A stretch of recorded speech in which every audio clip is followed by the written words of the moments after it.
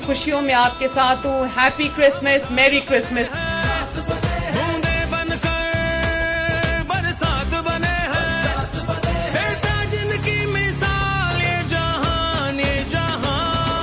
और मेरी दुआ है कि अल्लाह ताला आपको हमेशा शाद रखे, आबाद रखे, खुश रखे।